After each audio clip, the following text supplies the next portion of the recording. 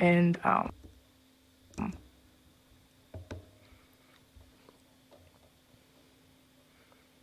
wasn't protected at Deep Creek.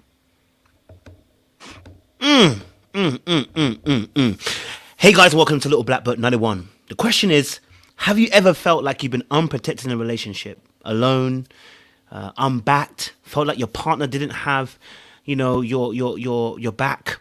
Didn't feel like your partner really was supporting you. Well, that's how Joy kind of felt. And if you felt those feelings, and this is going to be a video for you. We're going to break down Love and Marriage DC Reunion Part 3. And I want to be able to just say this very frank situation, right?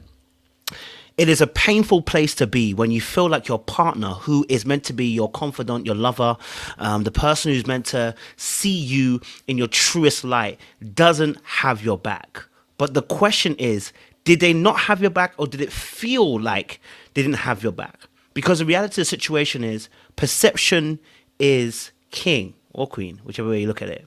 But we're going to break it down in this episode because I do believe that in this situation, Joy has some merit in this conversation, right?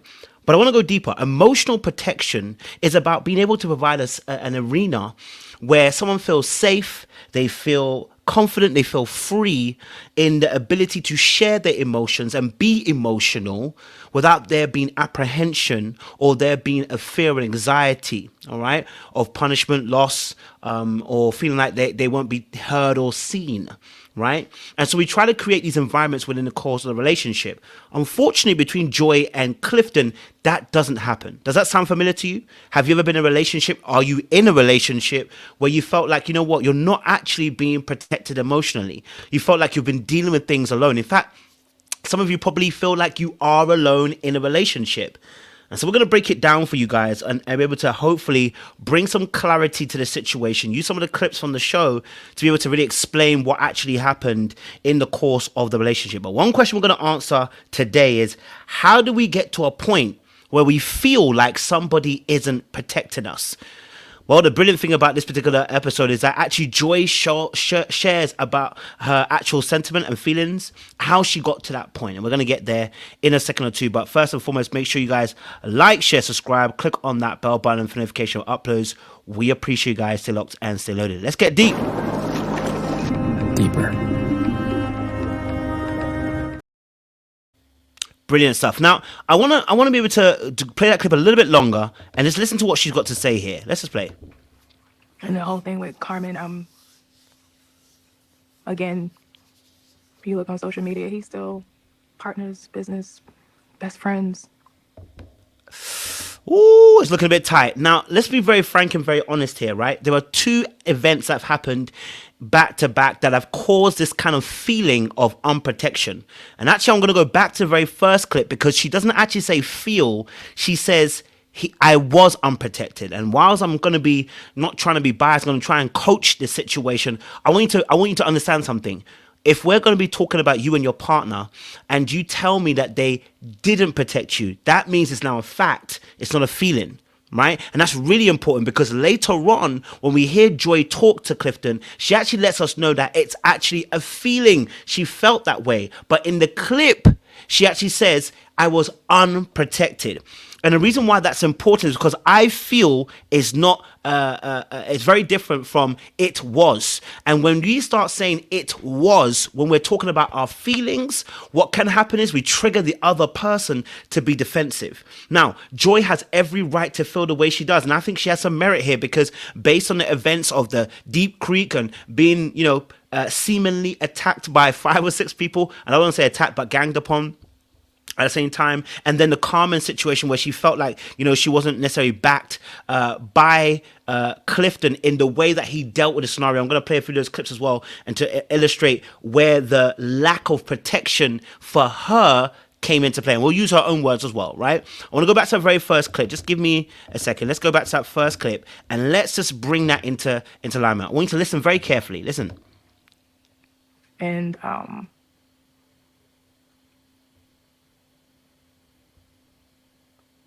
wasn't protected at Deep Creek. Pause. The word here she's using, I was not protected at Deep Creek. And again, I want to highlight this issue.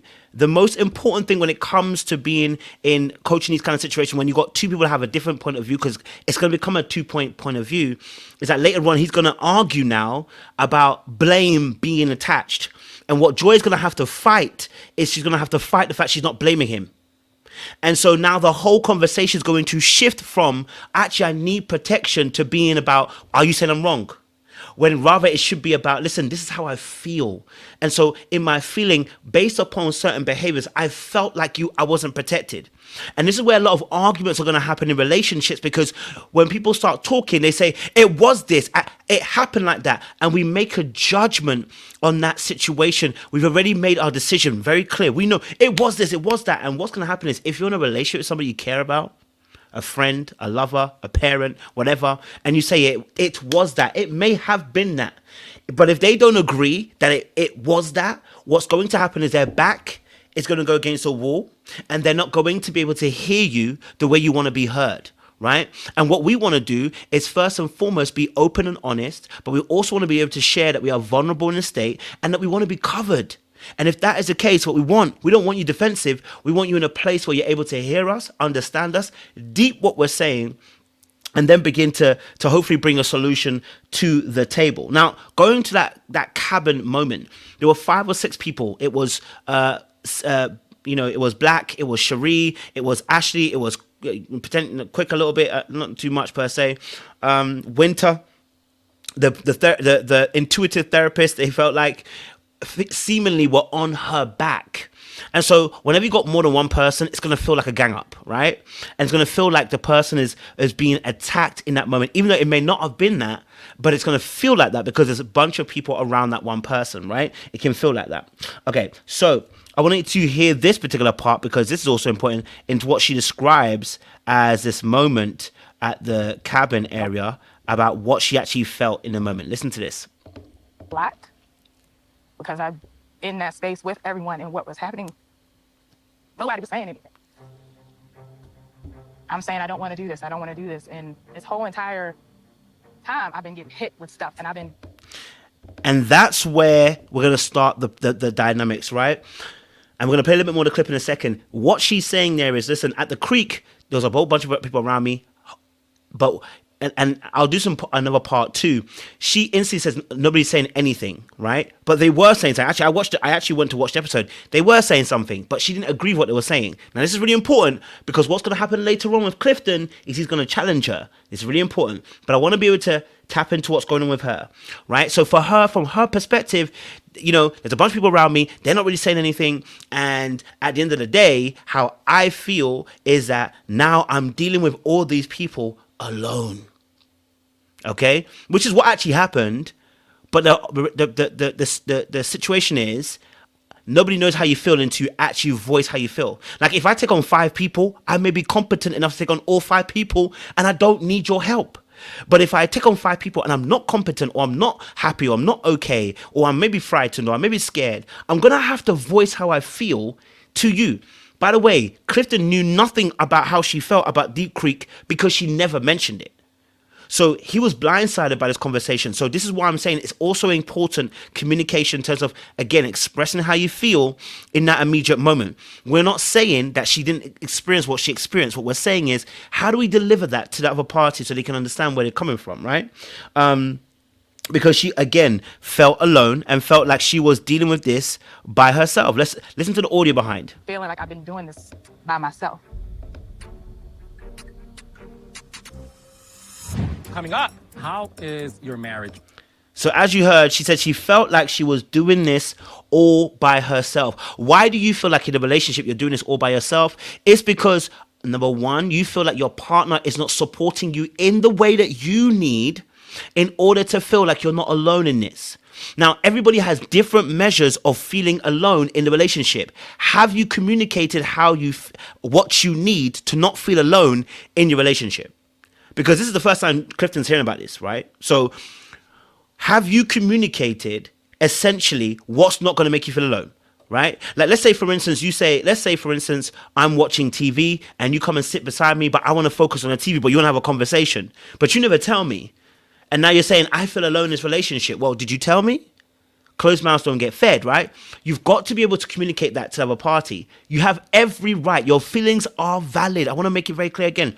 Your feelings are valid. You are allowed to feel that sentiment. What I'm saying to you is, again, we've got to be able to deliver that. And the person's got to be able to hear that, because the Bible talks about the fact that how can they believe if they never preached?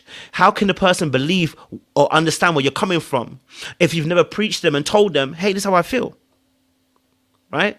But we're hearing it now. So this is where Clifton has to get it right. He's hearing it now. Now, maybe, and I'll jump ahead a little bit. Maybe what could have been done is say, hey, you know what? I can't unpack this on the stage right now. I'm not in a space to be able to process what you're saying to me. Can we talk about this later on? That could have been another way you could have dealt with it, because how it gets dealt with, it almost gets pushed a little bit to the side and deflected. And I understand, because he's processing in the moment. So it's going to be a little bit more difficult. But she feels how she feels. Okay. And I want to go to another part where she described how she felt as well. Let's just go to this particular moment here. Whatever you wanted to say or say anything about Joy, you could have said it to her. You didn't have to say it to people here who don't like her. That's what I wanted. I wanted to hear him. Now, what was she asking for in this moment? I want to make it very clear. What she was asking for is that she wanted Clifton to defend her when it came to the Carmen situation, because Carmen had a conversation with her enemies. I want to make it very clear. Now, I want to make it very clear. To the normal individual, no, pause, rewind that. To a lot of people that may be intuitive, oftentimes empathic, those who are very sensitive to people's feelings and emotions, those people who are very much used to putting people's feelings first, you don't have a problem in this area, because you're used to putting people's feelings first, right? So you know how this game works. So when you heard Joy speaking, you instantly were saying, I got it. Yeah, I got it. I know exactly what it is. I know what she's saying, right? But just for those who are not necessarily hearing that straight away, because it doesn't always make that kind of sense, let's make it very plain and make it, simple. What she said here was that, look, where the unprotection is kicking in, one of the unprotections, it's the first one out of the two, is that when Carmen decided to talk against me to my enemies, not just anybody, to my enemies, in this moment I felt unprotected, right? And so what she wanted to hear was Clifton come out and defend her. She wanted to hear Clifton come out and say what she said was inappropriate and it was wrong. The question is, though, does he think it's wrong? Because maybe the reason why he didn't defend her is because he didn't think it was wrong. And I say that to say, because he didn't tell us that she was wrong. He didn't tell us that Carmen was wrong. In fact, it took Carlos to push him to say it was wrong only in the way that she said it. He didn't believe what Carmen said was wrong. This is why you're not getting an apology. See, so if the conversation stays at unprotection and we don't invite the other party to have a conversation, you're going to say, I feel how I feel, and you should feel how I feel. But the person may not understand because they're coming from a different perspective. Does that make sense? I hope there's a light bulb going off right now. Right? Because it's easy to jump down the bandwagon and be like, he should know. My husband should know. My partner should know. My man should know. But it's like, hey, before we get to that place, look, he actually has a different perspective. Right? And I'll play a little clip for you so you can see what I mean, right? In this conversation. Just listen to what happens. Carmen, what you did was wrong. Are you able to do that? I am able to foster them as far as hopefully getting their friendship back. Do you think what Carmen did was wrong? I think the choice of words, I didn't. So here we go, okay? What did you hear him say, right? Carlos was trying to press him and nail him down for, what Carmen said was wrong. He doesn't believe it's wrong. That is why he deflected. I mean, that's one part, but he could have deflected because he didn't want to also call out Carmen. Maybe he fancies her. Someone could say that too, right? So my deduction here is my own deduction. Let me put that out there clearly. That's my own deduction. I would need to ask another question and say, hey, I can see that you didn't want to answer the question. Is there a reason why you didn't want to answer the question, right? That would be me trying to coach. But there's a reason why. So my own deduction is telling me, it sounds like you didn't want to answer the question because you didn't feel like she was actually wrong. Because when you asked you the second question about whether she was wrong or not, he didn't say she was wrong. So based on my deductions going by what he said, listen again. I don't like the choice of words. I'm not feeling the choice of words. Was it wrong? Yes. Have you ever told that to Carmen? No. Now, he hasn't told her that she was wrong because it was a choice of words that he felt was wrong, right? Now, he still could have told Carmen this, right? But what Joy wanted was wanted him to come out, whether publicly or straight to Carmen's face, and let her know that this was wrong. And to him, he doesn't think what Carmen said was actually wrong, but how she said it was wrong. So there's still an area of unprotection here for Joy, because even though you admitted she was wrong, you're only admitting that what she said was wrong, and you only admitted it because Carlos has pushed you to that point. So that's why she's going to feel emotionally unprotected. So she's going to feel that anxiety, she's going to feel that apprehension, she's going to feel not safe, she's going to feel like she can't be free, she's going to feel like she can't express herself fully because it may not be taken seriously, or she feels like she won't be seen or heard. I hope the light bulb's going off in this second right now, right? So this is really important too. Okay, so the question is whether he thought that she was wrong, because he didn't answer that question effectively at the very beginning. He deflected and did a little seesaw in between. Okay, now the second part of this unprotection conversation, I don't know if I should do a second video because we're on 15 minutes already. I want to deal with a deep creek, and I will deal that actually. I'll do a second video. I'll deal with a deep creek because I really want to be able to help people understand that when we're coaching, it's not about who's right necessarily and who's wrong, but it is about being able to get to the root cause of this issue. Dealing with Joy, I've kind of said this before about Joy and Ready to Love. Like, she always barks. And when I say barks, what I mean by that is she's ready to go. And whenever I see people that are ready to go, it's because oftentimes they feel unprotected. So they are the most fiercest and loyal protectors. If you've watched my reviews before, I've said this from a very long time ago. Joy is somebody who's fiercely loyal. So what's going to happen is she's going to expect that same loyalty. And the problem with that is when you have that silent expectation of that loyalty being replied back to you because you're that loyal, sometimes we can be disappointed because the person also doesn't feel that same loyalty to you. Now, what does that mean? It does not mean your husband, which he is, Clifton to Joy, doesn't mean that he hates her or dislikes her, or you know he owes her loyalty. No, pause. I'm not saying he doesn't owe her some loyalty, because in a relationship, of course, you're a committed relationship, you owe loyalty, but it is the level. You see, when she began to describe what she expected as loyalty, that was not his expectation of loyalty. That was not his expectation of protecting her. And when we go into part 2, I'm going to break this into 3 parts. When we go into part 2 and deal with Deep Creek, you're going to find out how he challenges her on even the protection part, because he feels a certain type of way about what she wanted, because the way he describes it almost in a sense is almost as if he's questioning whether she would even allow him to do that for her. And so this is really important for anybody out there. Before you jump off the bandwagon and quit your marriage and quit your relationship and be out, I want to ask this question. Have you actually communicated? Right? Have you been able to have a conversation? Have you been able to assess how you actually feel and been able to present that to your partner? Right? Are you choosing the right moment to present this information to him? On a live stage now, presenting this information, it may be difficult to digest, right? Just like if your husband's watching a football game, or he's distracted with a phone call, it might not be the best time. You need to choose the right timing to deliver a message. Now, somebody will say there's never a right time. You're probably right, there isn't, but not when someone's not concentrating, right? And so this is also important in terms of getting your needs met. Joy was unprotected. I believe that she felt how she felt, and I want to stand with her and validate how she feels. And saying that you are validated in how you feel unprotected. Now let's have that conversation with our partner. Let's have that conversation with the person that we care about, so that they can see where we're coming from. Okay? All right? And I hope this has helped. I hope this has brought some highlight and some light bulb moments for you as well. Just as well for anybody out there, listen, if this has helped you and maybe this is touching base, maybe it's making sense to you, I do coaching as well. Reach out to us. We have a great little thing going on right now where I'm not charging anybody anything. It's not free. It just means that you pay whatever you feel the session's worth. Whatever you feel the session's worth, you pay it. I'm not going to fight you. I don't want to argue with you. I believe that you pay what you feel that something's worth. And so I believe those coaching sessions can really help you if you're somebody who's going through this right now, or you're experiencing someone like this right now, or you need someone to talk to about maybe a situation you're going through right now. Then this is the greatest avenue you can use. I am not a therapist, so this is not therapy. This is coaching. All right. So I appreciate you guys. Stay locked and loaded. There's a link in the description box. Use it. Click on the calendar. I'm booked next week pretty much, but after that, let's go. You know what I mean? I appreciate you guys. Stay locked and loaded. We'll see you again very, very soon. Much love and much appreciation. Don't do anything I wouldn't do, baby. Okay? All right? Don't do anything I wouldn't do. You know what time it is.